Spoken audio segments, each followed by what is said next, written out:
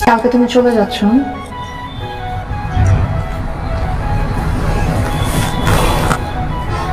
আমার যে কি খারাপ লাগছে। বাবাকে বলো না আর কয়েকটা দিন এখানে থাকতে। বাবা দিবে না। আমার কথা তোমার মনে থাকবে তো? হ্যাঁ, আমাকে ফোন করবে তো? কিন্তু আমার তো ফোন নেই। বাবার ফোন থেকে ফোন করবে, পারবে না? হ্যাঁ। আব্বু, যত তোমার ক্রিকেট ব্যাটার বলতে নিয়ে আসি, আমরা ক্রিকেট খেলবো। তেমন একটু জরুরি কথা আছে।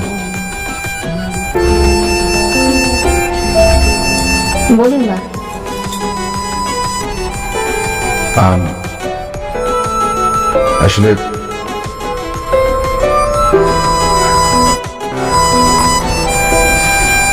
আসলে আমি এতদিন জানতাম যে অর্ক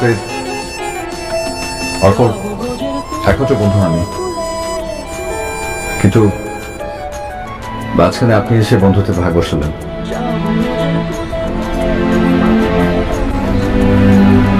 আসলে যদিও আমার জন্য এই বিষয়টা প্রথম না, কিন্তু তারপরও কেন জানি কতবার না আপনার আর অর্কের বন্ধুত্বের মধ্যে এটা কোনো এফেক্ট যাতে না আসে। কথা নেই? কথা দিলাম, কিন্তু কথাটা কি? একজন মানুষ বারবার প্রেমে পড়তে পারে এটা আমি আসলে কোনোদিন বিশ্বাস করিনি, যতদিন না আপনার সাথে আমার পরিচয় হলো, যতদিন আমার কয়েকজন চমৎকার বন্ধু পেল।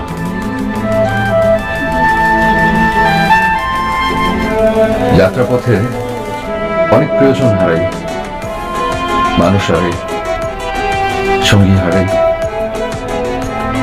কিন্তু তারপরও কারো যাত্রা কি থেমে থাকে? থাকে না তো, তাই না? আমি ওই হারানোর ভয় পেছনে ছুটতে ছুটতে অনেক ক্লান্ত হয়ে গেছি।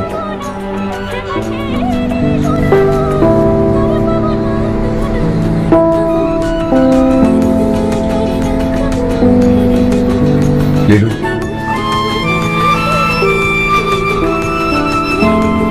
আমি আসলে আপনাকে বাবা তুমি?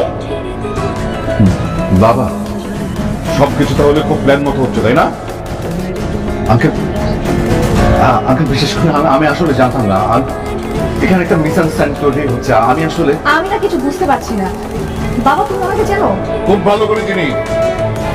তোকে তো আমি বুদ্ধিমতী মেয়ে হিসেবে জানতাম, তুই এই ছেলেটিকে চিনতে পারলি না? ও তো একটা প্যাথোলজিক্যাল লায়ার।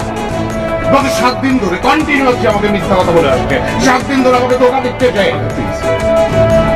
আগে প্লিজ, এখানে অনেক বড় একটা ভুল বোঝাবুঝি তৈরি হচ্ছে। আপনি আমার কথাটা একটা আবার শুনুন। তোমার কোনো কথা শোনার কোনো রকম রুচি আমার নেই। এই ভেতর চল, চল ভেতরে। আগে প্লিজ, আগে এটা একটা টপিক। আয়।